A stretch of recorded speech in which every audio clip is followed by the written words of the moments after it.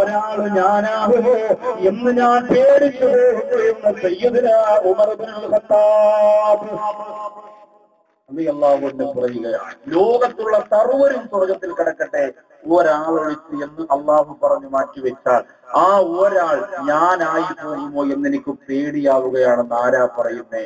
ഉമർ ഇബ്നുൽ Khattab റളിയല്ലാഹു അൻഹു. അള്ളാഹുവിന്റെ പരിശുദ്ധ ഖുർആനിന്റെ ആയത്ത് കേട്ട് മുത്ത് നബിതങ്ങളുടെ തലയെടുക്കാൻ ഉരുപ്പിടിച്ച വാളുമായി വന്ന് ആ പുന്നാര നബിതങ്ങളെ വാരിപ്പടർന്നു പോയ സയ്യിദുനാ ഉമർ ഇബ്നുൽ ഖത്താബ് റളിയല്ലാഹു അൻഹു ചാവക്കാട് അകലാട് എന്ന് പറയുന്ന സ്ഥലത്ത് ബഹുമാനപ്പെട്ട ഉമർ ഇബ്നുൽ ഖത്താബ് റളിയല്ലാഹു അൻഹുവിന്റെ ചരിത്രം പറഞ്ഞ് കാലം കുതിക്കുന്ന നീതിമാൻ എന്ന പ്രഭാഷണ കാസറ്റ് ആലുവ മണപ്പുറത്ത് 3 ലക്ഷത്തിലധികം ജനങ്ങൾ സഹകരിച്ച അള്ളാഹുവിന്റെ ദീനിന്റെ യുദ്ധത്തിന്റെ നിലനിൽപ്പിന്റെ പ്രശ്നമായി മാറിയ ആ വിപുലമായ പരിപാടിയിൽ ആ കാസറ്റ് പ്രകാശനം ചെയ്തു. എല്ലാ കടകളിലും ആ കാസറ്റ് ലഭിക്കും. ഉമർ ഇബ്നുൽ ഖത്താബ് റളിയല്ലാഹു അൻഹുവിന്റെ ജീവിതവും മരണവും അത്രത്തോളം തഖ്വയോടെ ജീവിച്ച ബഹുമാനപ്പെട്ടവർ പറയുന്നു, എല്ലാവർക്കും സ്വർഗം കൊടുത്തിട്ട് ഒരാളെ അള്ളാഹു മാറ്റിവെച്ചാൽ ആ ഒരാള് ഞാനാകുമോ എന്ന് പേടിച്ചു പോകുന്നു എന്ന് ഉമർ ഇബ്നുൽ ഖത്താബ്. ആലോചിക്കണം സഹോദരങ്ങളെ. ഒരിക്കൽ മുആദ് റളിയല്ലാഹു അൻഹു കരഞ്ഞുകൊണ്ട് വരികയാണ്. കണ്ണുനീരോടെ നെഞ്ചിലേക്ക് കൈവച്ചുകൊണ്ട് കരഞ്ഞുകൊണ്ട് വന്നിട്ട് പറയുന്ന നബിയേ, ഒരായത്തിന്റെ വിശദീകരണം എനിക്ക് അവിടുന്ന് പറഞ്ഞു തരണം റസൂലേ. അല്ലാഹുവിന്റെ റസൂലേ, ആലോചിക്കുമ്പോഴും എന്റെ മനസ്സ് സങ്കടപ്പെടുകയാ. എനിക്ക് ആയത്തിന്റെ വിശദീകരണം അവിടുന്ന് പറഞ്ഞു തരണം നബിയേ. അല്ലാഹുവിന്റെ പരിശുദ്ധ ഖുർആനിന്റെ ആയത്തിനെ കുറിച്ച് ആലോചിക്കുമ്പോ എന്റെ മനസ്സിൽ വല്ലാത്ത സങ്കടം വരികയാണ്. മുആദ് റളിയല്ലാഹു അൻഹുവിനോട് അല്ലാഹുവിന്റെ റസൂൽ ചോദിക്കുന്നു, ഏത് ആയത്തിനെ കുറിച്ചാണ് നിനക്കറിയുന്നത്? ആ സമയത്ത് പറയുന്ന യൗമയും ഫഖദുസ്സൂരി ഫതഅതൂന അഫ്വാജാ. നബിയേ, ഖുർആൻ പറഞ്ഞല്ലോ, സൂറന്ന കാഹളത്തിൽ രണ്ടാമത് ഊതപ്പെടുമ്പോ എവിടെയാണോ ഖബറടക്കിയത് ആ ഖബറിന്റെ അകത്തളത്തിനുണ്ട് മനുഷ്യരിങ്ങനെ എഴുന്നേറ്റ് വരുമ്പോ അഫ്വാജാ, സംഘമായിട്ടാണ് എഴുന്നേറ്റ് വരുന്നത്.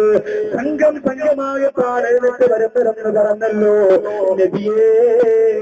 ഈ സംഘമായി പരലോകത്ത് എഴുന്നേറ്റ് വരിക എന്ന് പറഞ്ഞാലെന്താ?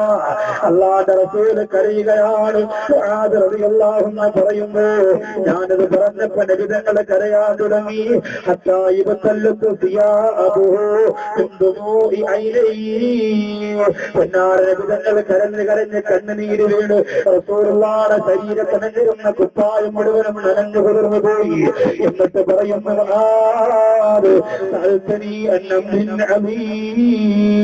ഒരു വലിയ കാര്യമാണ് ഉമറേ, വലിയ കാര്യമാണ് മുആദേ നീ എന്നോട് ചോദിച്ചിരിക്കുന്നത്. അതിനെക്കുറിച്ച് ഞാൻ വിശദീകരിച്ചു തരാൻ പോവുകയാണ്. എന്നിട്ട് അല്ലാഹുവിന്റെ റസൂൽ പറയുന്നു, യുഹ്ശർ ഉമ്മത്തി അലാ 12 സിൻഫാ. അല്ലാഹുവിന്റെ കോടതിയിൽ 12 വിഭാഗമായി മനുഷ്യരെ എഴുന്നേൽപ്പിച്ചുകൊണ്ടുവരും ഖബറിന്റെ അകത്ത്. 12 വിഭാഗങ്ങളെ ഖബറിന്റെ അകത്തിൽ നിന്ന് അള്ളാഹു എഴുന്നേൽപ്പിച്ചു കൊണ്ടുവരും. അതിൽ 11 വിഭാഗവും നരകത്തിലാണ്, ഒരു വിഭാഗം മാത്രം സ്വർഗത്തിൽ. അള്ളാഹു നമ്മെ സ്വർഗത്തിന്റെ വിഭാഗത്തിൽ ഉൾപ്പെടുത്തുമാറാകണം.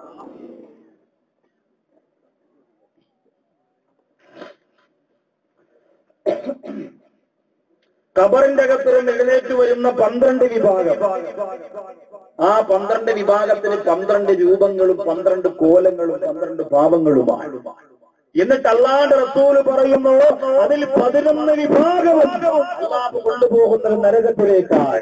ഒരു വിഭാഗം മാത്രമാണ് സ്വർഗത്തിലെന്ന് പൊന്നാര നബിതങ്ങൾ പറഞ്ഞു കൊടുക്കുകയാ. മുആദ് റളിയല്ലാഹു തആല ചോദിക്കുന്നു, നബിയേ, ആ 12 വിഭാഗം ആരൊക്കെയെന്ന് ഒന്ന് വിശദീകരിച്ച് തരുമോ റസൂലേ? അല്ലാഹുവിന്റെ റസൂൽ ഒന്നാമത്തെ വിഭാഗത്തെ കുറിച്ച് പറഞ്ഞു കൊടുക്കുകയാ. ليس لهم يدان ولا رجلان. ഖബറിന്റെ അകത്ത് നിന്ന് എഴുന്നേറ്റ് വരികയാണ് ഒരു വിഭാഗം. ലൈസ ലഹും യദാനി വലാ റിജുലാ. അവർക്ക് 2 കൈകളില്ല, 2 കാലുകളില്ല.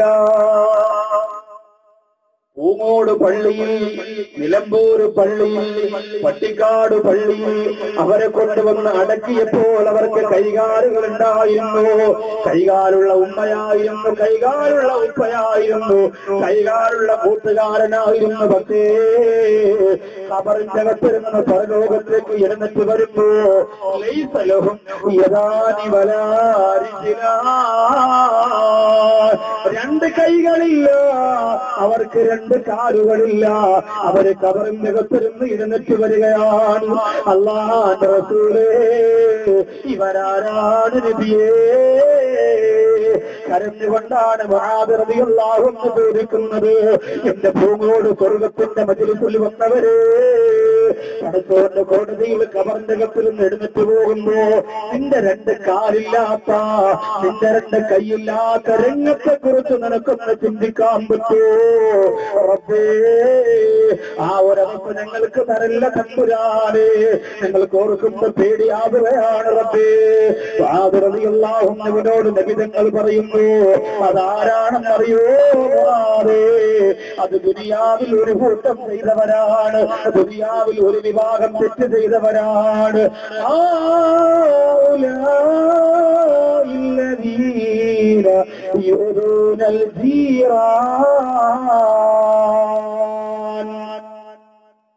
മുആദ് റളിയല്ലാഹു അൻഹുവിനോട് അല്ലാഹുവിന്റെ റസൂൽ പറയുകയാണ്, രണ്ട് കയ്യുമില്ല, രണ്ട് കാലുമില്ല, ആഖിറത്തിൽ ഖബറിന്റെ അകത്ത് എഴുന്നേറ്റ് വിടുന്ന പോലെ. അല്ലാഹുവേ, ഞങ്ങളെ കാത്തുരക്ഷിക്കണേ റബ്ബേ. എവിടെയാണ് ഞങ്ങൾ അടക്കുന്നതെന്ന് ഞങ്ങൾക്കറിയില്ല. അല്ലാഹുവേ, ഖബറിന്റെ അകത്ത് നിന്ന് എഴുന്നേറ്റ് വരുമ്പോൾ നിന്റെ മുത്തുനിബിതങ്ങളെ കാണാൻ നിൽക്കുമ്പോൾ ഈ സമുദായത്തെ എങ്ങനെയാണ് കൊണ്ടുവരുന്നത് എന്നത് കാണാൻ എല്ലാ നന്മകളും ഒരു സമ്മാനപ്പതി പോലെ ഞങ്ങൾക്ക് തന്ന ആരംഭപ്പൂവായി നബിതങ്ങൾ നാളെ ആഖിറത്തിൽ കാത്തിരിക്കുമ്പോൾ ആ മുത്തായ തങ്ങളുടെ മുമ്പിലേക്ക് രണ്ട് കൈയില്ലാതെ, രണ്ട് കാലില്ലാതെ അല്ലാഹുവേ വരുന്ന ഒരവസ്ഥ ഞങ്ങൾക്ക് തരല്ല അല്ലാ. എന്റെ മുമ്പിൽ നിൽക്കുന്ന ചെറുപ്പക്കാര് പഠിച്ചോ, എന്റെ ഇടത് ഭാഗത്ത് നിറഞ്ഞു കവിഞ്ഞിരിക്കുന്ന സഹോദരിമാര് പഠിച്ചോ, മോളെ, ഈ പറയാൻ പോകുന്ന തെറ്റിന്റെ ജീവിതത്തിൽ നീ ചെയ്തിട്ടുണ്ടെങ്കിൽ പരലോകത്ത് അല്ലാഹു നിനക്ക് തരുന്ന ഏറ്റവും വലിയ പാരിതോഷിക രണ്ട് കാലല്ലാഹു മുറിച്ചെടുക്കുകയാ, രണ്ട് കൈ അല്ലാഹു മുറിച്ചെടുക്കുകയാണ്. 12 വിഭാഗം വരുന്നതിൽ 11 ഇതുപോലെ പല കോലങ്ങളുള്ളവരാണ്. അതിൽ ഒന്നാമത്തെ കോലമാണ് ലൈസലഹും യദാനി വലാ റിജ്ലാൻ. അവർക്ക് രണ്ട് കൈകളില്ല, രണ്ട് കാലുകളില്ല. നബിതങ്ങളോട് ചോദിക്കുന്നു, നബിയേ, അല്ലാഹുവിന്റെ റസൂലേ, അവര് എന്ത് തെറ്റ് ചെയ്തവരാണ്? എന്റെ പ്രിയമുള്ള സഹോദരിമാരെ, ഒരു ഭാഗം മുതൽ ഈ ഗ്രൂപ്പിന്റെ അങ്ങേ ഭാഗം വരെ നിറഞ്ഞു കവിഞ്ഞിരിക്കുന്ന പെങ്ങളെ, ഞങ്ങൾ മാറാൻ തയ്യാറാണെന്ന് കാസറ്റ് കണ്ടിട്ട് വിളിച്ചു പറഞ്ഞ പെങ്ങളെ, ടിവിയിൽ കണ്ട കണ്ണിന് 1111 സ്വലാത്ത് ചൊല്ലിയിട്ട് വെള്ളത്തിലൂതിയിട്ട് ആ വെള്ളം കൊണ്ട് കണ്ണ് കഴുകി ഉസ്താദേ, ഇനി ആ കണ്ണുകൊണ്ട് നബിതങ്ങളെ കാണാൻ കാത്തിരിക്കുന്നു എന്ന് പറഞ്ഞ പെങ്ങളെ, അല്ലാഹുവിന്റെ റസൂൽ പറയുകയാണ്, രണ്ട് കൈയും രണ്ട് കാലുമില്ലാതെ ആഖിറത്തിൽ വരുന്നവരാരാ? അവരെന്ന് തന്നെ വിളിച്ചു പറയുകയാണ്.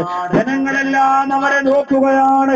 ഖബറിന്റെ അകത്തും എഴുന്നേറ്റ് വരുന്നവർക്ക് രണ്ട് കൈയില്ല, രണ്ട് കാലില്ല. ജനങ്ങളെ അത്ഭുതത്തോടെ നോക്കുകയാണ്. ആരാണ് അവര്? മനുവും അവരാരാണ്? അവരാരാണ്? ആ സമയത്താണ് ബൈനാദിൽ മുനാദി മിൻ ഖിബിലർ റഹ്മാൻ, അല്ലാഹുവിന്റെ ഭാഗത്ത് നിന്ന് വിളിച്ചു പറയുന്നത്, ജനങ്ങളെ, ഖബറിന്റെ അകത്തിരുന്ന് കൈയില്ലാതെ കാലില്ലാതെ എഴുന്നേറ്റ് വരുന്ന ഇവര് ആരെന്നറിയോ?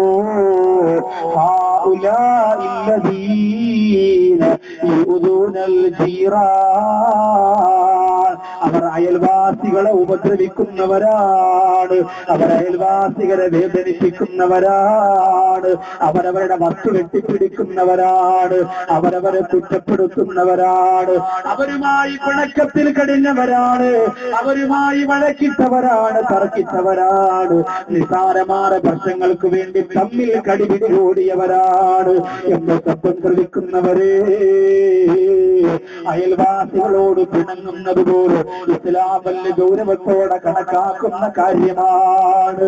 നിന്റെ വീടിന്റെ പുറത്ത് കഴിയുന്ന സഹോദരിമാരോട് ഈ പിണക്കത്തിലല്ലേ? കുടുംബക്കാരോട് പിണക്കത്തിലല്ലേ? അവർ എന്ന് നിന്നോട് ഇണങ്ങുന്നുവോ അന്ന് വരെ നിന്റെ ഈമാൻ പൂർണ്ണമല്ല ഉമ്മ. നിസാരമായ പ്രശ്നങ്ങൾക്ക് വേണ്ടിയിട്ട് അയൽവാസികളുമാരെ പിണങ്ങിക്കഴിയുന്ന ഉമ്മ, മണിക്കൂറുകളോളം യാത്ര ചെയ്ത് റൂമോട് വിശാലമായ മൈതാനയില് ഈ സത്യം പ്രതിക്കാൻ ത്യാഗം ചെയ്ത് വന്ന പെങ്ങളെ, ഇതുകൊണ്ടൊരു നേട്ടം നമുക്ക് വേണമെങ്കിൽ നമ്മുടെ അയൽവാസികളെ നമ്മൾ വേദനിപ്പിക്കാൻ പാടില്ല. അയൽവാസികളെ വേദനിപ്പിക്കാൻ പാടില്ല, കഷ്ടപ്പെടുത്താൻ പാടില്ല. ഹസൻ ബസ്രി റളിയല്ലാഹു അൻഹു പറയുകയാണ്, 2000 ദിർഹമിന് ഞാൻ വാങ്ങിയ ഒരു വീട് 2 ലക്ഷം ദിർഹമിന് പകരം ഞാൻ വിൽക്കാൻ പോവാണ്. ആർക്ക് വേണം? ആരെങ്കിലും വാങ്ങി? 2000 ദിർഹമിന് പകരം ഞാൻ വാങ്ങിയ വീട് വാങ്ങിയിട്ട് കുറച്ച് ദിവസമേ ഉള്ളൂ, പക്ഷെ ഞാൻ അത് വിൽക്കാൻ പോകുന്നു. അതിന് ആർക്കെങ്കിലും വേണമെങ്കിൽ 2 ലക്ഷം രൂപ തരണം. ജനങ്ങൾ ചോദിച്ചു, എന്തേ അങ്ങനെ പറയുന്നത്? അയാൾ പറഞ്ഞു, ആ വീടിന്റെ തൊട്ടടുത്ത് താമസിക്കുന്നത് ഒരു വിശ്വാസിയായ ഒരു മുസ്ലിമായ മനുഷ്യനാണ്. അങ്ങനെ ഒരു അയൽവാസിയെ കിട്ടണമെങ്കിൽ 2 ലക്ഷം ദിർഹം കൊടുത്താലും മതിയാവില്ല എന്ന് പറഞ്ഞെങ്കിൽ, ഇന്ന് നമ്മളാണ് താമസിക്കുന്നതെന്ന് പറഞ്ഞാൽ അടുത്തുള്ള വസ്തുവിന്റെ കച്ചവടം പോലും നടക്കും. അപ്പുറത്ത് താമസിക്കുന്നത് ആരാ? അപ്പുറത്ത് താമസിക്കുന്നത് പള്ളിയുമായി ബന്ധപ്പെട്ടതാണ്. അല്ലാഹുവേ, മുസ്ലിമാന്ന് പറഞ്ഞാൽ അല്ലേ പണ്ടുള്ള ആൾക്കാർ പറയണ പോലെ മേത്തന നമ്പിന ഡാഷിന, ബാക്കി ഞാൻ പറഞ്ഞില്ല, തിരിഞ്ഞവർക്ക് തിരിഞ്ഞു, തിരിയാത്തവർക്ക് നാത്ത തിരിഞ്ഞു. ആലോചിച്ചു, ഇതാണ് മേത്തനി, പോത്തൻ, ചാത്തൻ, കിടാത്തൻ എന്ന ലിസ്റ്റിൽ ഒന്നാമത്തെ ലിസ്റ്റ് മതി നമുക്ക്. മേത്തൻ എന്ന് പറഞ്ഞാൽ മേൽത്തരക്കാർ. പഴയ കാലത്തുള്ള ആൾക്കാർ പറഞ്ഞിരുന്നത് അങ്ങനെയാണ്. അസൂയയും കുശുമ്പും ഒക്കെ നമ്മൾ മാറ്റുക, എന്നിട്ട് മറ്റുള്ളവരെ കൂടി സ്നേഹിക്കാനും അവരെ കൂടി സഹകരിക്കാനും അവരോടൊപ്പം ചേർന്ന് നിൽക്കാനും സമുദായ നന്മ ആഗ്രഹിക്കാനും നമ്മൾ ആഗ്രഹിക്കണം, നമ്മൾ ഇഷ്ടപ്പെടണം. വൈലോപ്പിള്ളി ശ്രീധരമേനോൻ പറഞ്ഞതുപോലെ, അയൽവക്കത്തെ കുട്ടികൾ ഉത്സാഹത്തോടവർ മാവിൻ ചോട്ടിൽ കളി വീടുണ്ടാക്കുന്നു. പൂവാലനാർ കണ്ണ മാമ്പഴം തരുകണ്ടു പൂവാളും കൊതിയോടെ വിളിച്ചു പാടിയിടുന്നു. മനോഹരമായ കവിതയാണ് വൈലോപ്പിള്ളി ശ്രീധരമേനോൻ. ഇന്നതൊന്നും നമുക്ക് കേൾക്കാനും കാണാനുമില്ല അല്ലേ? ഏറ്റവും നല്ല കലോത്സവം ഇപ്പൊ നടന്നപ്പോൾ ഒപ്പനപ്പാട്ടിന്, ഒപ്പന കളിക്ക് ഏറ്റവും നല്ല മാർക്ക് വാങ്ങിയ പെൺകുട്ടികളോട് ചാനലുകാർ മൈക്കെടുത്ത് വെച്ചിട്ട് ചോദിക്കുകയാണ്. സുന്ദരികളാണല്ലോ ഒപ്പന കളിക്കുന്ന പെൺകുട്ടികൾ. ഇവിടെയൊക്കെ കുമ്മായൊക്കെ തേച്ച് കണ്ണൊക്കെ ഇങ്ങനെ അങ്ങോട്ട് വഴച്ച് ചുണ്ടൊക്കെ ചോപ്പിച്ച് ഇങ്ങനെ നിൽക്കണം. സമ്മാനം നേടിയവരോട് ചാനലുകാർ ചോദിക്കുന്നു, ഏഷ്യാനെറ്റ് ഉണ്ട്, ഇന്ത്യ വിഷൻ ഉണ്ട്, സൂര്യ ഉണ്ട്, എല്ലാവരും ഉണ്ട്. വന്നിട്ട് ചോദിക്കുന്നു, നിങ്ങളുടെ ഭാവി വരനെ കുറിച്ച് എന്താണ് നിങ്ങളുടെ അഭിപ്രായം? വേറെ ഒന്നും ചോദിക്കാൻ കിട്ടിയില്ല. കാരണം എന്തെങ്കിലും വിഡ്ഢിത്തരം വിളിച്ചു പറയും എന്ന് ചാനലുകാർക്കറിയാം. അപ്പൊ അതിൽ ഭയങ്കര വാർത്തയാകും. അതിൽ ഒരു മുസ്ലിം പെണ്ണ്, ആ പെണ്ണിന്റെ ഉമ്മയെ ചൂണ്ടിക്കാണിച്ചു കൊടുക്കുന്നു. സദസ്സിന്റെ ഫ്രണ്ടിൽ നിൽക്കൊണ്ട് നല്ല മഫ്തയൊക്കെ ഇട്ട് മോളെ മോഹിനിയാട്ടം കാണാൻ വന്നതാ. ഉപ്പനെയും മോഹിനിയാട്ടം കുച്ചിപ്പുടിയും കാണാൻ വന്നതാ. ഉപ്പ ഇരിക്കൊണ്ട് അപ്പുറത്ത് ആടിയൊക്കെ തടവി തസ്മീം കൈ വെച്ചു നടക്കട്ടെ റാഹത്താകട്ടെ. മോള് പറയുകയാണ്, എന്താ മതി വരനെ കുറിച്ച് എന്താണ് അഭിപ്രായം? മോള് പറയുന്നു, എനിക്ക് ഋത്തിക് റോഷനെ പോലെയുള്ള വർണ്ണ വേണം. മുസ്ലിം ഉമ്മത്തിന്റെ ഇന്നത്തെ നിലവാരം നിങ്ങൾ ചിന്തിച്ചു. മുസ്ലിം ഉമ്മത്തിന്റെ ഇന്നത്തെ നിലവാരം എന്തൊരവസ്ഥയാണ് പ്രിയപ്പെട്ടവരെ. ഈ ഒരവസ്ഥ വെച്ചിട്ട് നിങ്ങൾ ചിന്തിച്ചു നോക്കുക, സമുദായത്തിന്റെ ഇസ്സത്ത് മുഴുവനും നമ്മൾ തന്നെ കളഞ്ഞു കുളിച്ചുകൊണ്ടിരിക്കുകയാണ്. തൃശൂർ ജില്ലയുടെ ചാവക്കാട് അകലാട് എന്ന് പറയുന്ന സ്ഥലത്ത് റസിയ എന്ന് പറയുന്ന ഒരു പെൺകുട്ടിയെ കഴുത്തറുത്ത്, കയ്യറുത്ത്, കാലറുത്ത് കൊന്ന് കുഴിച്ചുമൂടിയത് ഒരു മുസ്ലിം ചെറുപ്പക്കാരനാണ്.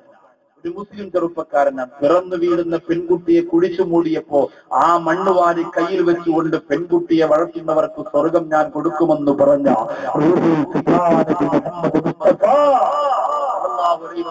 തങ്ങളുടെ അണികൾ റസിയ എന്ന് പറയുന്ന പെൺകുട്ടിയെ കോഴിക്കുഞ്ഞിനെ അറക്കുന്ന ലാഘവത്തോടെ അറുത്ത് വീടിന്റെ പുറത്ത് കൊണ്ടുവന്ന് കുടിയെടുത്ത് കുടിച്ചു മൂടി. പുഴുത്തു നാറി ദുർഗന്ധം പുറത്തു വന്നപ്പോൾ ഇത്തിരി കടിച്ച് എല്ലിൻ കഷണം കടിച്ചുകൊണ്ട് നടക്കുന്ന നായ റസിയ എന്ന് പറയുന്ന പെൺകുട്ടിയെ കുടിച്ചു മൂടിയ മണ്ണ് കൈകൊണ്ട് മാന്തി തുറന്നിട്ട് അതിന്റെ അകത്ത് നിന്ന് റസിയയുടെ ഒരു കുഞ്ഞി വിരലെടുത്ത് കടിച്ചുകൊണ്ട് അകലാട് ടൗണിലൂടെ നടന്നു വന്നേ. ആ സമയത്താണ് അന്വേഷണം അവിടേക്ക് പോയത്. കുഴിമാന്തിയെടുത്തപ്പോൾ 27 വയസ്സിനകത്ത് പ്രായമുള്ള സുന്ദരിയായ റസിയ എന്ന് പറയുന്ന തൃശൂർ ജില്ലയുടെ പ്രിയപ്പെട്ട പൊന്നുമോൾ കൊടുത്തുനാറി കുടിക്കകത്ത് കിടക്കുകയാ. അല്ലാഹുവേ, ഈ സമുദായം എത്ര ഇസ്സത്തുള്ള സമുദായമായിരുന്നു റബ്ബേ. പണവും പവറും വന്നപ്പോ കാമത്തിന് വേണ്ടി, മണ്ണിന് വേണ്ടി, പെണ്ണിന് വേണ്ടി മാതാപിതാക്കളുടെ കഴുത്തറക്കാപോലും മടിയില്ലാത്തവരായ സമുദായത്തിന്റെ വക്താക്കൾ മാറുമ്പോ, പ്രിയമുള്ളവര്, എന്റെ അടുത്ത് താമസിക്കുന്നത് മുസ്ലിമായതുകൊണ്ട് 2 ലക്ഷത്തോളം ദൃഹം തന്നാലും എന്റെ വീടിന് വിലയാവില്ല.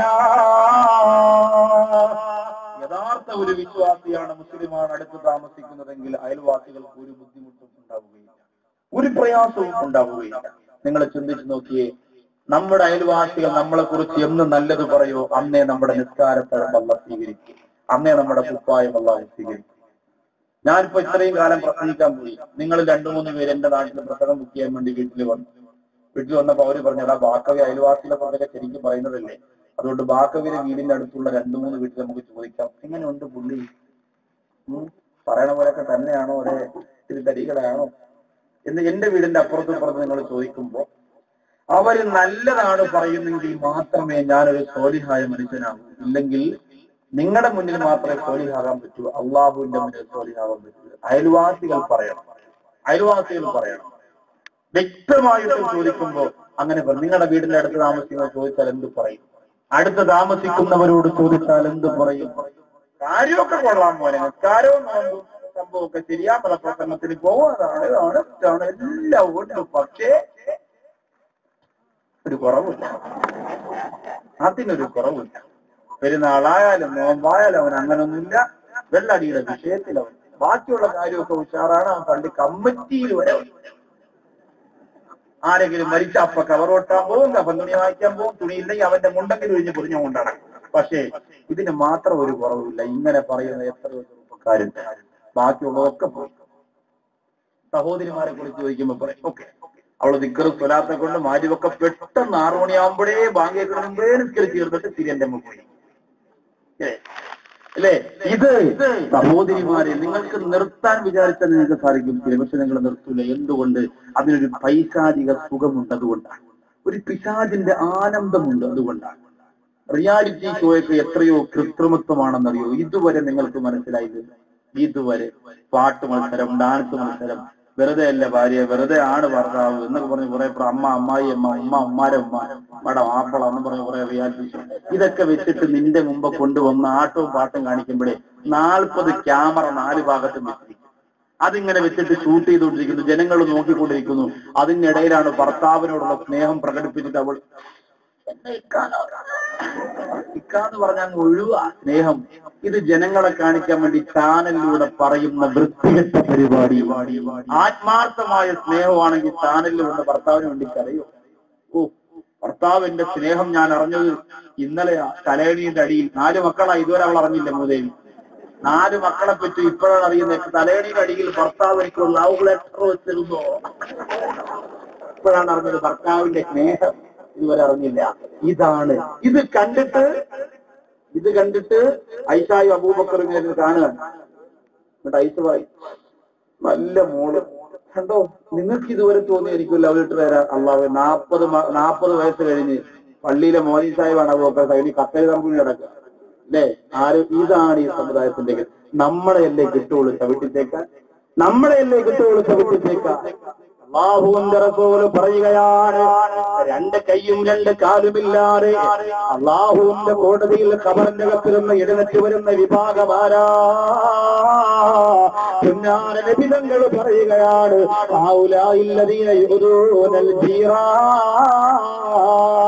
അവരയൽവാസികളെ വേദനിപ്പിച്ചവരാണ്, അവരയൽവാസികളെ വെറുപ്പിച്ചവരാണ്. വേണ്ട മുസ്ലിമേ വേണ്ട, എന്ത് നഷ്ടം നിനക്ക് വന്നാലും നിന്റെ അയൽവാസികളെ നീ പിണക്കാൻ പാടില്ല, അവരെ സങ്കടപ്പെടുത്താൻ പാടില്ല, അവരെ വേദനിപ്പിക്കാൻ പാടില്ല. അയൽവാസികൾ നമ്മളെ കുറിച്ച് നല്ലത് പറയണേ. അല്ലാഹുവിന്റെ റസൂൽ പറഞ്ഞത്, അക്രിം ജാറക വലൗ കാന കാഫിറാ, നിന്റെ അയൽവാസിയെ നീ ആദരിക്കുക, നിന്റെ അയൽവാസിയെ നീ ബഹുമാനിക്കുക. വലോകാന കാഫിറ, അത് വിശ്വാസിയാണെങ്കിലും ശരി. ഇത് പറഞ്ഞ നൂറ്റാണ്ടുകൾക്ക് മുമ്പ് മാത്രം ചെയ്യാനില്ല. ഈ കാലഘട്ടത്തിൽ പൂങ്കോടിന്റെ പരിസരത്തുള്ള, നിലമ്പൂരിന്റെ പരിസരത്തുള്ള നിന്റെ അടുത്ത് താമസിക്കുന്ന അയൽവാസികള് നിന്നെ കുറിച്ച് ചിന്തിച്ചുകൊണ്ട് കരയാൻ പാടില്ല, സങ്കടപ്പെടാൻ പാടില്ല, വേദനിക്കാൻ പാടില്ല. അവരെ സന്തോഷത്തോടെ സ്വീകരിക്കണം എന്ന് അല്ലാഹു റസൂൽ പറഞ്ഞ നാളെ പരലോകത്ത് കൈകാര്യങ്ങളില്ലാതെ ആഹലോകത്ത് വരാതിരിക്കാൻ വേണ്ടിയിട്ട് നബി തങ്ങൾ പറഞ്ഞ നിലപ്പെട്ട ചില നിബന്ധനകൾ മാത്രം പറഞ്ഞുകൊണ്ട് രണ്ടാമത്തെ വിഭാഗത്തിന്റെ ചർച്ചയിലേക്ക് വരാം. 11 വിഭാഗം നരകത്തിൽ, 1 വിഭാഗം സ്വർഗത്തിൽ. ഒന്നാമത്തെ വിഭാഗം 2 കൈയില്ല 2 കാലില്ല, അവർ അയൽവാസികളെ വേദനിപ്പിച്ചവരാണ്. അതുകൊണ്ട് ശ്രദ്ധിക്കാൻ വേണ്ടി മാത്രം അയൽവാസികളുമായി ബന്ധപ്പെട്ട 1-2 ഹദീസുകൾ അത് ജീവിതത്തിൽ പ്രാവർത്തികമാക്കാൻ ഈ സദസ്സിൽ നിന്ന് തീരുമാനിക്കണം. ഇതൊരു ഗുണപാഠത്തിന്റെ മതിരിട്ടായിരിക്കണം. ഇതൊരു പ്രകടനമാകരുത്, ഇതൊരു ആരവമാകരുത്, ഇതൊരു വിപ്ലവമാകരുത്. ഇത് മനസ്സുകൊണ്ട് നടക്കുന്ന ആത്മീയ വിപ്ലവത്തിന്റെ വേദിയായിരിക്കട്ടെ. അങ്ങനെ ആയിരിക്കണം. അല്ലാതെ കുറെ ജനങ്ങൾ വന്നു, കുറെ ആരവം നടന്നു, കുറെ പുളിച്ചിക്ക് അച്ചാറിട്ടവർക്കും പൈനാപ്പിൾ അച്ചാറിട്ടവർക്കും കുറെ കച്ചവടം നടന്നു, കുറെ കാസറ്റുകൾ പോയി, അതിന്റെ ഇടയിൽ ഡ്യൂപ്ലിക്കേറ്റ് 10 രൂപയ്ക്കുള്ളത് 50 രൂപയ്ക്ക് പോയി, അങ്ങനെ കുറെ ലാഭം കിട്ടി, എല്ലാവരും രക്ഷപ്പെട്ടു. അങ്ങനെ പറഞ്ഞ പോലെ മറിച്ച് ഈ വന്നിരിക്കുന്ന നിങ്ങളുടെ മനസ്സിൽ അയൽവാസികളോടുള്ള വെറുപ്പ് മാറ്റണം. എന്തവർ നിങ്ങളോട് ചെയ്താലും ആ വെറുപ്പ് നിങ്ങൾ മാറ്റണം. കാരണം ചില ആൾക്കാർ പറയും, ഉസ്താദേ നിങ്ങൾക്ക് എങ്ങനെ പറയാം, അവൾ എന്നോട് ചെയ്തത് നിങ്ങൾ അറിഞ്ഞാൽ അങ്ങനെ പറയില്ല. അവൾ എന്നോട് ചെയ്തതെന്താണെന്നറിയോ? തമിഴ്നാട്ടിൽ നിന്ന് കൊണ്ടുവന്ന കോഴിക്കുഞ്ഞിനെ ഞാൻ വാങ്ങി എന്റെ വീട്ടിൽ വളർത്തിയപ്പോൾ അവൾ വിഷം കൊടുത്തുകൊണ്ടതിനെ കൊന്നു. എനിക്ക് സഹിക്കാൻ പറ്റില്ല. എന്റെ വസ്തുവിന്റെ അതിരുകളിൽ മാറ്റിവെച്ച് സഹിക്കാൻ പറ്റൂല. എന്റെ ഭർത്താവിന് മിസ്കോൾ എടുത്ത് സഹിക്കാൻ പറ്റൂല. അങ്ങനെ ഒരുപാട് ആവലാദികളും പരാതികളും വേവലാദികളും ഒക്കെ പൊരുത്തപ്പെട്ടേ പറ്റുള്ളൂ. കാരണം ഇന്നും മരിച്ചാൽ നിനക്കാരാണ് പിന്നെ പൊരുത്തപ്പെടാനുള്ളത്? ഞാൻ ഇന്നിങ്ങോട്ട് വരുമ്പോൾ എന്തുകൊണ്ടാണ് ഇന്നത്തെ ഈ സദസ്സിൽ ഞാൻ വന്നതെന്നറിയോ? കഴിഞ്ഞ വർഷം പരിപാടിക്കാനായി പാവപ്പെട്ട സംഘാടകരോട് നിങ്ങളിൽ പലരും പറഞ്ഞു, ബാക്കവിക്ക് പോസ്റ്റർ അടിച്ചിട്ട് ബാക്കവിയുടെ ഡൂപ്പിനെ കൊണ്ടുവന്ന് പ്രസംഗിപ്പിച്ചു, ചെവിക്കൊലുകൾക്കാസും അതുപോലെ ഇരിക്കണമെന്ന് പറഞ്ഞിട്ട് എന്ന് പറഞ്ഞ് അവരെ നിങ്ങൾ കുറ്റപ്പെടുത്തി. പലരും അവനോട് പറഞ്ഞു, ഇപ്രാവശ്യം കൂടി ബാക്കവി വന്നില്ലെങ്കിൽ ഷമീറെ കബറ് വെട്ടിച്ചു, നിങ്ങളുടെ ഹിദുമാ സംഘത്തിന് ഒറ്റക്കുഴിക്കകത്താക്കും മുഹദിന്റെ രക്തസാക്ഷികൾ ഇറങ്ങിയ പോലെ എന്ന് പറഞ്ഞു. ഇന്ന് ഞാൻ രാവിലെ തന്നെ ഒരു വാർത്തയാണ്, സൗദി അറേബ്യ അടുത്ത സമയത്ത് 2 മരണമാണ് സൗദി അറേബ്യയിൽ നടന്നത്. എനിക്ക് ഏറ്റവും വേണ്ടപ്പെട്ട ഒന്ന്, എന്റെ ഉമ്മാടെ ഇത്താടെ ഒരു മകൻ, വളരെ പാവപ്പെട്ടവൻ, വർഷങ്ങളായി സൗദി അറേബ്യ ജോലി ചെയ്യുന്ന. ഈ ഒരൊറ്റ പ്രാവശ്യം കൂടി, കഴിഞ്ഞ പ്രാവശ്യം വന്നപ്പോൾ ഞാൻ ചോദിച്ചു, പ്രായം ഒരുപാടായി, ഒന്നും ഉണ്ടാക്കിയില്ല, ഒരു വീട് വെച്ചില്ല, മക്കൾക്ക് ഒന്നും കൊടുത്തില്ല, ഒന്നും ഉണ്ടായി. ഓരോ ദിവസം പോകുന്നു, ചെലവ് കഴിഞ്ഞു പോകുന്നു മാത്രം. എത്രയോ കൊല്ലം കൊണ്ട് ഗൾഫിൽ കഴിയുന്നയാളാണ്. ഇന്ന് നെഞ്ചുവേദന വന്ന് 3 ദിവസം കൊണ്ട് ഹോസ്പിറ്റലിലായിരുന്നു. ഇന്ന് രാവിലെ ഹോസ്പിറ്റലിൽ വെച്ച് മരണപ്പെട്ടു. പാവപ്പെട്ട കുടുംബമാണ്. എന്നെ സംബന്ധിച്ചിടത്തോളം, അവരെ സംബന്ധിച്ചിടത്തോളം ഞാൻ ആ വീട്ടിൽ ചെല്ലുക എന്ന് പറഞ്ഞവർക്ക് ഒരു ആശ്വാസമാണ്. അതിപ്പോ മരിപ്പാണെങ്കിൽ പോലും ഇപ്പൊ സൗദി അറേബ്യയിൽ വിളിച്ച് മയ്യത്ത് കൊണ്ടുവരണോ വേണ്ടേ, അതൊക്കെ ചോദിക്കാൻ, ഒരു അഭിപ്രായം ചോദിക്കാനുള്ള ഒരാളാണ് ഞാൻ അതിന് മറുപടി പറയേണ്ട ആളാണ്. പക്ഷെ എന്നെ സംബന്ധിച്ചിടത്തോളം ഇന്ന് എനിക്കിവിടെ വരാതിരിക്കാൻ കഴിയാത്ത സാഹചര്യം. ഈ പാവപ്പെട്ട സഹോദരൻ, വേറൊന്നും കൊണ്ടല്ല, ഈ പാവപ്പെട്ട സഹോദരങ്ങൾ, ആ പ്രിയപ്പെട്ട സംഘാടകർ കൂടി നടന്ന് കഷ്ടപ്പെട്ട സാധുക്കളാണ്. അവരെ കൊണ്ട് ചെയ്യാൻ പറ്റുന്നവർ ചെയ്തു. പക്ഷെ അവരെ എങ്ങനെ വിഷമിപ്പിക്കുമെന്ന് പറഞ്ഞ് വാക്കു കൊടുത്തതിന്റെ പേരിൽ ആ ടെൻഷനും ആ വിഷമവും ആ പ്രയാസവും മനസ്സിൽ ഒതുക്കിയിട്ടാണ് ഓടിയെത്തിയത്. ഇതാണ് നമ്മുടെ ജീവിതം. എപ്പോഴാണെന്ന് പറയാൻ കഴിയില്ല. അള്ളാഹു നമുക്ക് ദുരന്തവും ദുരിതവും നമ്മുടെ ജീവിതത്തിലേക്ക് തരുന്നത്. അള്ളാഹു ആ പ്രിയ കൂട്ടുകാരന്റെ കബർ വിശാലമാക്കി കൊടുക്കട്ടെ. 2 മക്കൾ ഇന്നു മുതൽ ആ വീട്ടിനകത്ത് യതീമിങ്ങളാണ്. 2 മക്കൾ. അള്ളാഹു പടച്ച തമ്പുരാൻ ആ മക്കൾക്ക് യതീമിന്റെ സങ്കടമറിയാതെ പഠിക്കാനും വളരാനുമുള്ള സൗഭാഗ്യം അള്ളാഹു നിറച്ചു കൊടുക്കുമാറാകട്ടെ. ഇവരൊക്കെ ദ്വാരക്കണം. വളരെ സാധുക്കളാണ്, വളരെ പാവപ്പെട്ടവരാണ്. ഞാൻ ഇങ്ങോട്ട് വരുമ്പോഴും വീട്ടിൽ അദ്ദേഹത്തിന്റെ ഭാര്യയും ഉമ്മയും ഒക്കെ അറിഞ്ഞു തുടങ്ങിയിട്ടുള്ളൂ. സീരിയസ് ആണ്, ഓക്സിജൻ കൊടുത്തിരിക്കണം എന്നൊക്കെ പറഞ്ഞ് അങ്ങനെയല്ലേ പറയാൻ പറ്റും. മനുഷ്യന്റെ അവസ്ഥ ഇതാണ്. അതുകൊണ്ട് ആരോട് വെറുപ്പിരുന്നിട്ടെന്താ, ആരോട് തർക്കിച്ചിട്ടെന്താ, ആരോട് മത്സരിച്ചിട്ടെന്താ, എത്ര ആരോഗ്യമുണ്ടെന്ന് പറഞ്ഞിട്ടെന്താ, എത്ര വലിപ്പമുണ്ടെന്ന് പറഞ്ഞിട്ടെന്താ, സെക്കൻഡുകൾ കൊണ്ട് പ്രിയപ്പെട്ടവരെ മനുഷ്യന്റെ ജീവിതം അവസാനിച്ചു പോകും. അതുകൊണ്ട് സങ്കടപ്പെടണം പ്രിയമുള്ളവരെ, അയൽവാസികളോട് പിണങ്ങിക്കടിയുന്നവരെ. ഇന്നത്തെ രാത്രി നിന്റെ പരലോകത്ത് അല്ലാഹു പാരിതോഷികം തരുന്നത് എന്റെ കൈയും എന്റെ കാലും മുറിച്ചുകൊണ്ട് ആകാതിരിക്കാ എന്ന് സഹോദരങ്ങളോട് പറയുകയാണ്.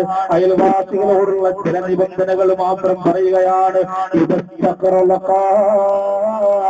അവർ നിന്നോട് കടം ചോദിച്ചാൽ നീ കടം കൊടുത്ത് സഹായിക്കുക. നിന്നോട് കടം ചോദിച്ചാൽ കടം കൊടുത്ത് സഹായിക്കുക. ചോദിച്ചാൽ കടം കൊടുക്കണം, ഉണ്ടെങ്കിൽ കൊടുക്കണം, ഇല്ലെങ്കിൽ കൊടുക്കാൻ പറ്റൂലല്ലോ. എന്റെ വീട്ടിലേക്ക് വന്നൊരു 500 രൂപ വേണം ആയിഷ, എന്റെ പ്രിയപ്പെട്ട മക്കൾക്ക് സ്കൂളിൽ യൂണിഫോം വാങ്ങണം, 1000 രൂപ വേണം റംല എന്ന് പറഞ്ഞു വരുമ്പോ നിങ്ങൾ എന്ത് പറയും? ഓ, ഒത്തിരി നേരത്തെ വരാത്തുന്നത് ഇപ്പൊ എടുത്ത് കൊടുത്തേ ഉള്ളൂ, ഓ വളാതിരിക്കണം 1000ന്റെ 3 നോട്ട് ഇപ്പൊ കൊടുത്തേ ഉള്ളൂ എന്ന് നിങ്ങൾ പറയും. എന്തുകൊണ്ടെന്നറിയോ? എന്തുകൊണ്ടാ? മറ്റുള്ളവർക്ക് കൊടുത്ത് സഹായിക്കാനുള്ള മനസ്സില്ലാത്തത് കൊണ്ടാ പ്രിയപ്പെട്ടവരെ. ആട് കൊടുക്കാൻ വേണ്ടി ആടിന്റെ പടമുള്ള ഒരു ഫോട്ടോ സാദിഖ് അലി ശിഹാബ് തങ്ങളുടെ കയ്യിൽ നിന്ന് ഏറ്റുവാങ്ങിയ പാവപ്പെട്ടവരെ നിങ്ങൾ കണ്ടില്ലേ? ഒരു കുടുംബത്തോട് ചെയ്യാൻ പറ്റുന്ന ഏറ്റവും ചെറിയ ഒരു നന്മയാണതെങ്കിലും ആ പാവപ്പെട്ട സഹോദരങ്ങൾക്ക് ചെയ്യാൻ കഴിയുന്നുണ്ടല്ലോ. ഇവരെ നിരാശപ്പെടുത്തല്ലേ, ഇവരെ തളർത്തിക്കളയല്ലേ, ഇവരെ ഒറ്റപ്പെടുത്തല്ലേ. എപ്പോഴും നിങ്ങൾ ദ്വാരക്കണം. മറ്റൊരാളുടെ വീട്ടിന്റെ മുമ്പ് പോയി ഭക്ഷണത്തിന് വേണ്ടി കൈനീട്ടുന്ന രംഗത്തെ കുറിച്ച് നിങ്ങൾ ചിന്തിച്ചു നോക്കിയേ. അല്ലാഹുവേ, അങ്ങനൊരവസ്ഥ ഞങ്ങൾക്ക് വരുത്തല്ല അല്ലാ. ഞങ്ങൾ മരിച്ചുപോയ നമ്മുടെ മക്കളെങ്ങനെ പോകേണ്ടി വരുമല്ലോ. അവസാന വാക്കലി വളർച്ചയെത്തുന്നതിന് മുമ്പ് മക്കളെ യതീമാക്കയിട്ട് മരണപ്പെട്ടു പോയാൽ ഇന്ന് മലബാറിൽ നിന്ന് പ്രസംഗം കഴിഞ്ഞു പോകുമ്പോ, കാസർഗോഡ് നിന്ന് പ്രസംഗം കഴിഞ്ഞു പോകുമ്പോ എന്റെ പ്രിയപ്പെട്ട മക്കളെ ഫോൺ വിളിക്കുമ്പോ ഉപ്പ എപ്പോഴാ വരിക, ഉപ്പ എന്തൊക്കെയാ കൊണ്ടുവരിക? കാറ് വേണം, ജീപ്പ് വേണം, കളിപ്പാട്ടം വേണം, കളിക്കോപ്പ് വേണം, ബോള് വേണം, ബേറ്റ് വേണം. ഇതൊക്കെ മക്കൾ ആവശ്യപ്പെടുമ്പോ ചോക്ലേറ്റ് വേണം, ഐസ്ക്രീം വേണം, മിഠായി വേണം. ഇതൊക്കെ എന്റെ പ്രിയപ്പെട്ട മക്കൾ ആവശ്യപ്പെടുമ്പോ അതൊക്കെ നമ്മുടെ മക്കളുടെ കയ്യിലേക്ക് കൊണ്ട് കൊടുക്കുമ്പോ മനസ്സിന്റെ എന്തോ ഒരു സന്തോഷമാണ്. എന്നാ ഞാനങ്ങ് മരിച്ചു പോയാൽ ചിലപ്പോൾ ഒരു 3 മാസം നിങ്ങൾ ആരെങ്കിലും ഒന്ന് നോക്കുമായിരിക്കാം, അല്ലെങ്കിൽ ഒരു 3-4 മാസം കഴിയുമ്പോ നമ്മുടെ നാട്ടിൽ പ്രസംഗത്തിന് വന്നവരല്ലേ, പാണ്ടിക്കാട് വന്നവനല്ലേ, പട്ടിക്കാട് വന്നവരല്ലേ എന്ന് പറഞ്ഞ് വല്ലപ്പോഴും ഒക്കെ ചിലപ്പോൾ അതുവഴി പോകുമ്പോ ഒന്ന് കയറുമായിരിക്കാം. പക്ഷേ 1 വർഷം അങ്ങോട്ട് കഴിയട്ടെ, പിന്നെ ആ ഓർമ്മകളൊക്കെ അസ്തമിച്ചു പോവുകയാണ്. നിന്റെ ജീവിതം അങ്ങനെയാണടാ നിങ്ങളെ, നിന്റെ ജീവിതം അങ്ങനെയാണ് മോളെ. ഇടയിലുള്ള സമയം നീ സൂര്യന്റെ മുമ്പ് പോയിരിക്കുമല്ലോ. സമയത്ത് ചിന്തിക്കണം മോളെ, ചിന്തിക്കണം മോളെ. 1 വർഷം അങ്ങോട്ട് കഴിയുമ്പോ പിന്നെ ഒരു ഓർമ്മയില്ല. ഏത് നൗസാറ് വാക്കവി, ഏത് കാഞ്ഞാറ് വാക്കവി, ഏത് ശഫീഖ് ഖാസിമി, ഏത് നവാസ് മന്നാരി എല്ലാം മണ്ണിനോട് ചേർന്ന് പോകുമ്പോ പിന്നെ ബന്ധുക്കൾ തിരിഞ്ഞു നോക്കുന്നില്ല, കാശില്ലല്ലോ. പിന്നെ കുടുംബക്കാര് നോക്കുന്നില്ല, കാശില്ലല്ലോ. പിന്നെ എന്റെ വീട്ടിലെ എന്റെ മക്കള് ഒരു നേരത്തെ ഭക്ഷണത്തിന് വേണ്ടി പാത്രം കൊണ്ട് അപ്പുറത്തെ വീട്ടിലേക്ക് പോയിട്ടിട്ടാ വിശക്കുകയാണ്. വാപ്പ മരിച്ചു പോയതിനെ ചോദിച്ചു, ഞങ്ങളെ നോക്കാനാരുമില്ല ഉപ്പ, ആരുമില്ല ഉമ്മ. അതുകൊണ്ട് സ്കൂളിലേക്ക് പോകുന്നതിന് മുമ്പ് ഭക്ഷണം വേണമെന്ന് പറഞ്ഞ് പാത്രം നീട്ടി കൊടുക്കുന്നവസ്ഥ അല്ലാഹുവേ ഞങ്ങളുടെ മക്കൾക്ക് വരുത്തല്ലോ. എന്റെ ഉമ്മമാരെ, എപ്പോഴും നിങ്ങൾ ദ്വാരക്കണം. ഒരു നേരത്തെ അന്നത്തിന് വേണ്ടിയിട്ട് മറ്റൊരാളുടെ മുമ്പ് പോയി കൈനീട്ടുന്ന മക്കളെ കെട്ടിക്കാൻ വേണ്ടി പള്ളിയുടെ നടയിൽ പോയി താഴ് വിരിച്ചിട്ടിരുന്ന് പൊട്ടിക്കരയുന്ന ഒരവസ്ഥ നീ വരുത്തല്ല അല്ലോ. ആ ഒരു രംഗം ഞങ്ങൾക്ക് നീ തരല്ല റബ്ബേ എന്ന് നിയ്യത്ത് ചെയ്തുകൊണ്ട് ഹിദുമാ സംഘത്തിന്റെ പ്രവർത്തകർക്ക് നമ്മുടെ കയ്യിലുള്ളതിൽ ഒരു വലിയ തുക ഇന്ന് നമുക്ക് ബക്കറ്റിലേക്ക് ഇട്ടുകൊടുക്കാം. സാധുക്കളാണ്, അവരെ തളർത്തിക്കളയത് 1 വർഷമേ ആയോ. നിങ്ങൾക്ക് മാതൃകയായിട്ട് അവർ ചെയ്തത് കണ്ടു. അധികരി തങ്ങളുടെ കൈകൊണ്ട് പാവപ്പെട്ടവരുടെ കണ്ണീരൊപ്പാൻ. ലക്ഷ്യങ്ങളുണ്ടവർക്ക് ഒരുപാട്, പക്ഷേ ഏത് രീതിയിലേക്കാണ് നിങ്ങൾ അവരെ സ്വീകരിക്കുന്നത് എന്ന ടെൻഷൻ അവർക്കുണ്ട്. ഒരുപാട് പേരും, എല്ലാവരും വലിയ വലിയ അറിവില്ലവരും ബോധമുള്ളവരൊന്നുമല്ല, പാവപ്പെട്ടവരും. കൈവെടിയരുത് പ്രിയപ്പെട്ടവരെ. ഇവരെ തളർത്തിക്കളഞ്ഞാൽ നാളെ ഒരു സമയത്ത് ഇവിടെ സ്റ്റേജ് കെട്ടിയിട്ട് അവര് കുത്തിയോട്ടവും പാട്ടും നടത്തിയാൽ, ഗാനമേള നടത്തിയാൽ അവര് കൈകൊട്ടും പാട്ടും നടത്തി ഇവിടെ അങ്ങ് ആഘോഷം നടത്തുമ്പോൾ അതിന്റെ ഉത്തരവാദികളായി ഈ സമുദായത്തിന്റെ കാരണവന്മാരും പണ്ഡിതന്മാരും മാറേണ്ടി വരും. അള്ളാഹു കാത്തുരക്ഷിക്കട്ടെ. അതുകൊണ്ട് 3 സ്വലാത്ത് ചൊല്ലി ദുആ ചെയ്ത് നമ്മുടെ കയ്യിലുള്ളത് നല്ല ഒരു സദഖ. വലിയ പിരിവൊന്നും ഇവിടെ ഇല്ല, ഇന്നും ഇല്ല, നാളെ ഇല്ല. ബക്കറ്റ് കളക്ഷൻ കാര്യമായിട്ട് നടത്തും. നിങ്ങൾ മനസ്സറിഞ്ഞ് ചെയ്തു കൊടുക്കണം, വേറൊന്നിനും വേണ്ടിയിട്ടല്ല. നിങ്ങളുടെ മുന്നിൽ അവരെ കാണിച്ചു തന്ന ഒരു മാതൃക. അവര് ഒരു കാശ് പോലും ഇൻഷാ അല്ലാഹ് അവര് പാഴാക്കി കളയില്ല. അവരുടെ സംഘാടകരിൽപ്പെട്ട പ്രധാനപ്പെട്ട സഹോദരങ്ങളുമായി നല്ല ബന്ധമുള്ള ഒരാളാണ്, പാഴാക്കി കളയൂല. അല്ലാഹുമ്മ സല്ലി അലാ മുഹമ്മദ്, അല്ലാഹുമ്മ സല്ലി അലൈഹി വസല്ലം, അല്ലാഹുമ്മ സല്ലി അലാ മുഹമ്മദ്, അല്ലാഹുമ്മ സല്ലി അലൈഹി വസല്ലം, അല്ലാഹുമ്മ സല്ലി അലാ മുഹമ്മദ് യാ റബ്ബി സല്ലി അലൈഹി വസല്ലം. അല്ലാഹുവേ, ബക്കറ്റുകളുമായി പൂങ്ങോട് മൈതാനിയിലെ പരിപാടിയുടെ സംഘാടകരിൽപ്പെട്ട ചെറുപ്പക്കാര് ഞങ്ങളുടെ മുമ്പിലേക്ക് കടന്നു വരുമ്പോൾ അല്ലാഹുവേ, ഞങ്ങളുടെ കയ്യിലുള്ളതിൽ നല്ല ഒരു സദഖ ആ ബക്കറ്റിലേക്ക് ഞങ്ങൾ ഇട്ടുകൊടുക്കുമ്പോൾ ഞങ്ങളുടെ ജീവിതത്തിൽ നിന്ന് ദാരിദ്ര്യം നീ മാറ്റിത്തരണ അല്ലാ. എല്ലാവരും ആമീൻ പറയുക. കഷ്ടപ്പാടും സങ്കടവും ദുരന്തവും ദുരിതവും ഞങ്ങളുടെ ജീവിതത്തിൽ നിന്ന് മാറ്റിത്തരണ അല്ലാ. അല്ലാഹുവേ, ആ ബക്കറ്റിലേക്ക് ഇടുന്ന സദഖയുടെ ഫളലുകൊണ്ട്, ബറക്കത്ത് കൊണ്ട്, പ്രതിഫലം കൊണ്ട്, വളർച്ച കൊണ്ട്, ഉയർച്ച കൊണ്ട് കരുണക്കടയായ അല്ലാ, മറ്റൊരാളുടെ മുമ്പ് പോയി കൈനീട്ടുന്ന അവസ്ഥ വരുത്തല്ല റബ്ബേ. അരപ്പട്ടിണിയും മുഴുപ്പട്ടിണിയുമായി ദാരിദ്ര്യത്തിന്റെ നീർച്ചുടിയിൽ ഞങ്ങളെ നീട്ട് കഷ്ടപ്പെടുത്തല്ല റബ്ബേ. അല്ലാഹുവേ, പടച്ചവനെ, ഒരിക്കലും മാറാത്ത രോഗത്തെന്ന് ഞങ്ങളെ പരീക്ഷിക്കല്ലേ അല്ലാ. ഈ ബക്കറ്റിലേക്ക് ഇടുന്ന സദഖയുടെ ബറക്കത്ത് കൊണ്ട് ഞങ്ങളുടെ മക്കളെ അനാഥരാക്കല്ല അല്ലാ. ഇന്ന് തിരുവനന്തപുരം ജില്ലയുടെ വീട്ടില് ഇന്ന് രാവിലെ 10 മണിയായപ്പോ 2 മക്കൾ യതീമികളായി പോയല്ല. അവര് ഞാനീ സ്റ്റേജിലേക്ക് കയറുന്നത് വരെയും അവരെ ഉപ്പ മരിച്ച വിവരം അറിഞ്ഞിട്ടില്ല റബ്ബേ. അവരുടെ അവസ്ഥ ഞങ്ങളുടെ മക്കൾക്ക് കൊടുക്കല്ല അല്ലാ. ഇത് പാവപ്പെട്ടവർക്ക് വേണ്ടി നിന്റെ പൊരുത്തത്തിന് വേണ്ടി ഒരുമിച്ച് കൂടിയ മജ്‌ലിസാണ്. അതുകൊണ്ട് നമ്മുടെ സാമ്പത്തികത്തിനുള്ള തടസ്സവും നീ തരല്ല റബ്ബേ.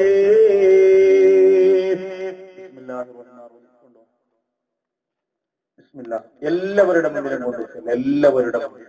അള്ളാഹു കാരുണ്യവാനായ പടച്ചതമ്പുരാൻ ഓരോ നിയ്യത്തിലും ഈ സദഖ ചെയ്യുന്നവരുടെ നിയ്യത്ത് പൂർണ്ണമായും അള്ളാഹു സാധിപ്പിച്ചു കൊടുക്കട്ടെ, അള്ളാഹു വിജയിപ്പിച്ചു കൊടുക്കട്ടെ, അള്ളാഹു കബൂലാക്കി കൊടുക്കട്ടെ. വേഗം വേണം, അടുക്കും ചിട്ടയോടും കൂടി ഒരാൾ പോയ സ്ഥലത്ത് പിന്നെ പോകാതെ വളരെ ഭംഗിയായി രീതിയിൽ ഇൻഷാ അല്ലാഹ് സംഘാടകർ വേഗം ഏറ്റവും പുറകിലെ റോഡിൽ നിൽക്കുന്നവർ, 2 സൈഡിൽ നിൽക്കുന്നവർ, ഇന്ന് ഒരുപാട് നേരം നിങ്ങൾ നിന്നു എന്ന് എനിക്കറിയാം.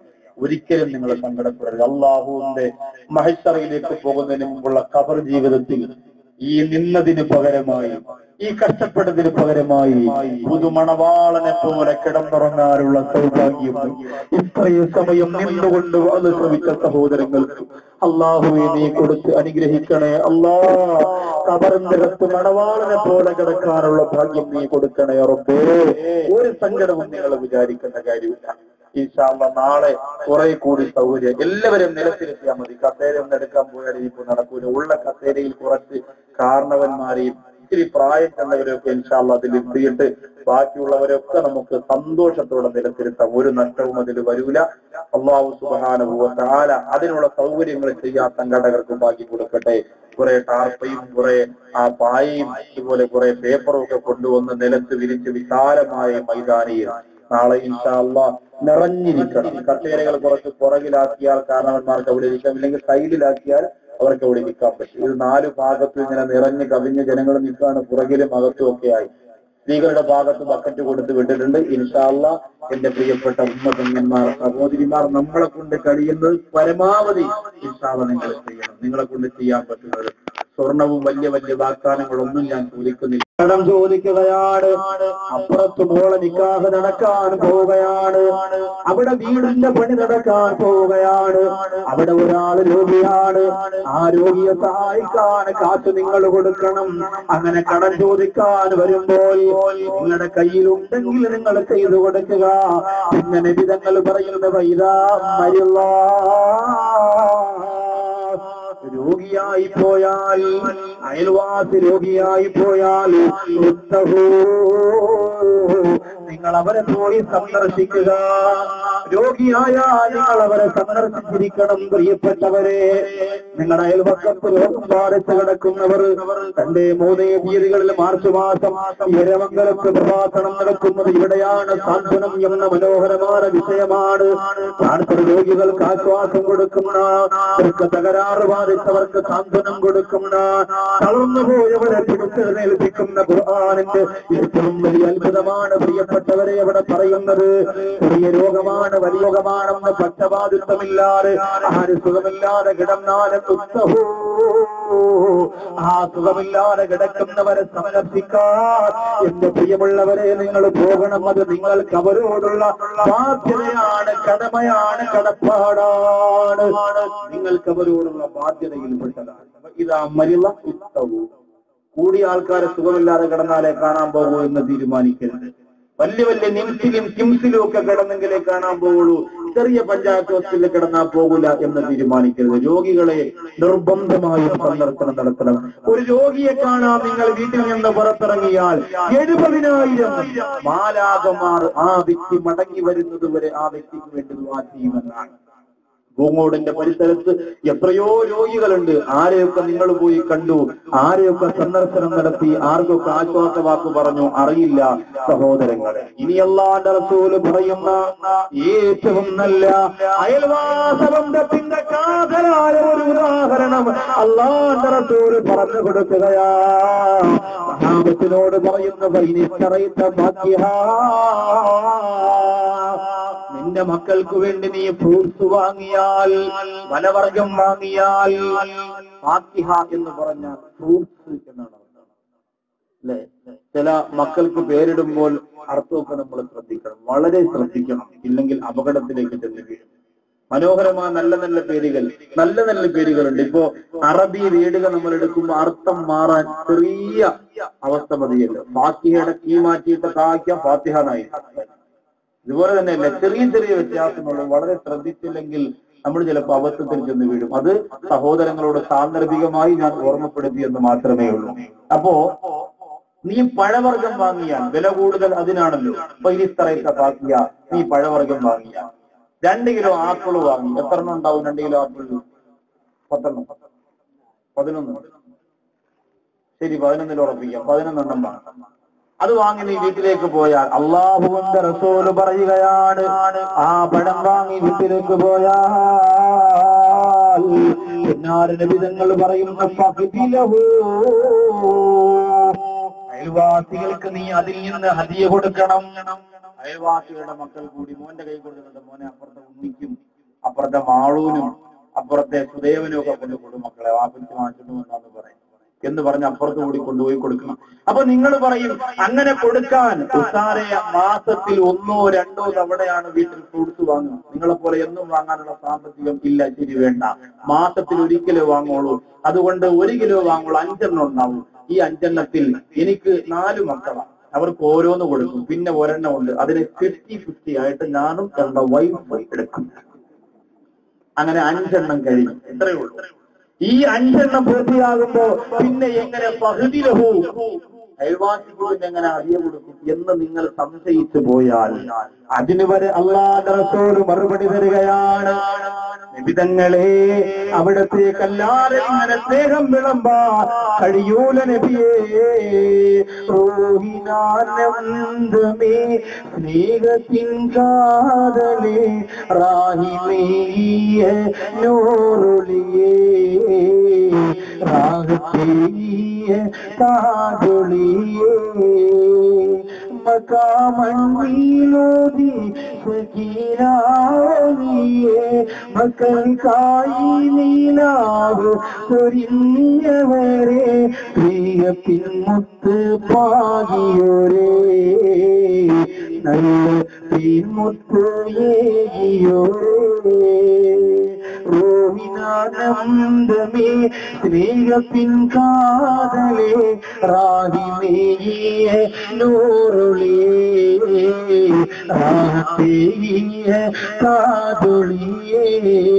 അല്ലാഹുവിന്റെ റസൂൽ പറയുകയാ, നിനക്ക് അയൽവാസികൾക്ക് അത് കൊടുക്കാൻ കഴിയുന്നില്ലെങ്കിൽ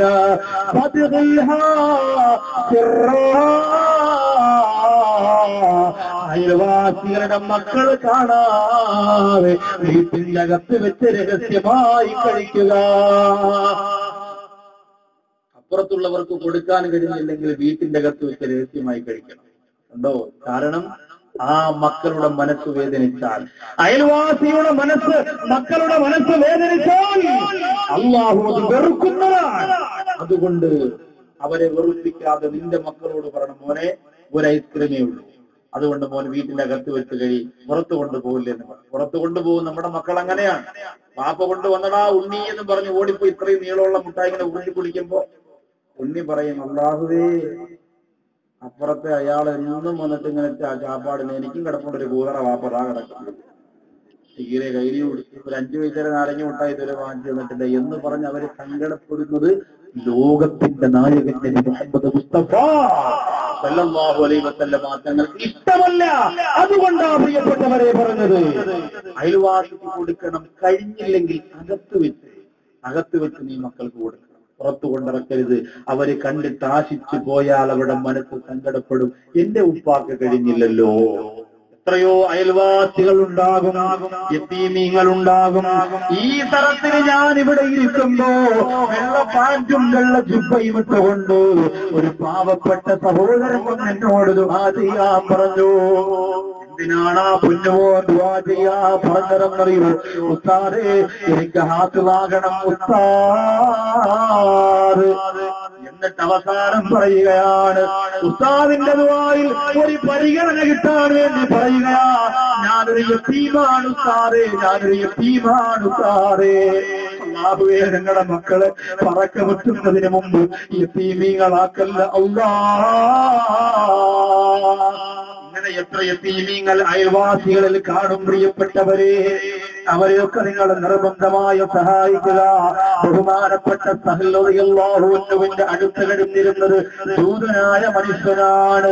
എല്ലാ ദിവസവും ഈ ദൂതനായ മനുഷ്യനില്ലേ മലമൂത്ര വിസർജനം കഴിഞ്ഞിട്ട് ഒഴുകി വരുന്ന സംഭവങ്ങളല്ല മഹാനായ സഹൽ റളിയല്ലാഹു അൻഹുവിന്റെ വീട്ടിന്റെ മുമ്പിലേക്ക് ഇട്ട് കൊടുക്കുകയാണ്. ഈഞ്ചലങ്ങളും തപ്പുചവറുകളും വൃത്തികേടുകളും നികൃഷ്ടതകളും പ്രൈച്ചതകളും മുഴുവനും അല്ലാഹുവിന്റെ വീട്ടിന്റെ മുമ്പിലേക്ക് ഒഴുകി വരികയാണ്. ആ കൈകൾ കൊണ്ട് ബഹുമാനപ്പെട്ടവരെ വൃത്തിയാക്കുകയാണ്. ഭൂതനായ മനുഷ്യനോട് ഒരു ചെറിയ പിണക്കം പോലും കാണിക്കുന്നില്ല. റബ്ബർ ചാഞ്ഞു നിൽക്കുന്നത് കൊണ്ട്, മരത്തിന്റെ ഇലകൾ ഉണങ്ങി വീഴുന്നത് കൊണ്ട് അയൽവാസിയോട് യുദ്ധം നടത്തുന്ന പെണ്ണേ, കല്യാണം നേരത്തെ പറയാത്തത് കൊണ്ട്, വിശേഷം ആദ്യം വിളിച്ചറിയിക്കാത്തത് കൊണ്ട്, അയൽവാസികളോട് പിണങ്ങി കഴിയുന്നവരെ പഠിച്ചുകൊള്ളുക.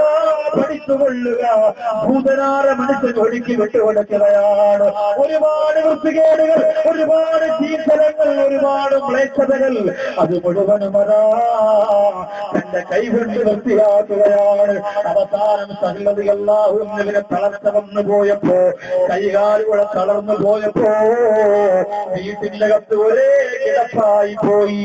മോനോട് പറഞ്ഞു, മോനെ അടുത്ത് താമസിക്കുന്ന ദൂതനാര മനുഷ്യനെ വിളിച്ചുകൊണ്ടുവരിക. ആ മനുഷ്യനെ പോയി വിളിച്ചുകൊണ്ടുവരിക. മോൻ പറഞ്ഞു, എന്തേ ഉപ്പ ഞാൻ വിളിച്ചുകൊണ്ടുവരേണ്ടത്? പൊന്നുമോനെ ഉപ്പ കാണണം എന്ന് പറഞ്ഞു എന്ന് മാത്രം പറയുക. ദൂതനാര മനുഷ്യനോട് പോയിട്ട് ഈ മകൻ പറഞ്ഞു, നിങ്ങൾ വരണേ, എന്റെ ഉപ്പ നിങ്ങൾ അന്വേഷിക്കുകയാ. ദൂതനാര മനുഷ്യന്റെ കൈകാലി വിറയ്ക്കുകയാ. എന്തുകൊണ്ടെന്നറിയോ? ഞാൻ ഇന്ന് വരെ ആ മനുഷ്യന്റെ വീട്ടിന്റെ മുമ്പിലേക്ക് വാരി വലിച്ചെറിഞ്ഞിരുന്ന തപ്പുചവറുകൾ ഇട്ടതിന് പകരം ചോദിക്കാനാണോ, എന്നെ ശിക്ഷിക്കാനാണോ, എന്നെ ബുദ്ധിമുട്ടിക്കാനാണോ അറിയില്ലല്ലോ. ദൂതനാര മനുഷ്യൻ വരുമ്പോ തളർന്നുപോലെ കിടക്കയിൽ കിടന്നുകൊണ്ട് സകലതയല്ലാവുന്ന പറയുകയാണ്, വരണം ഇവിടെ ഇരിക്കണം. അയാൾ ഇരിക്കുകയാണ്. കരഞ്ഞുകൊണ്ട് സകലതയല്ലാവുന്ന പറയുകയാണ്, നിങ്ങൾ ഇന്നലെ വരെ എന്റെ വീടിന്റെ ഉമ്മറത്തേക്ക് ഫ്രണ്ടിലേക്ക് വലിച്ചെറിഞ്ഞ തപ്പ് ചവറുകളല്ല എന്റെ കൈ കൊണ്ടാണ് ഞാൻ വൃത്തിയാക്കിയിരുന്നത്. പക്ഷേ എനിക്ക് കഴിയുന്നില്ല, എനിക്കിത് നടക്കാൻ കഴിയില്ല, എനിക്കിത് ജോലി ചെയ്യാൻ കഴിയില്ല, ഞാൻ തളർന്ന് കിടപ്പില്ല.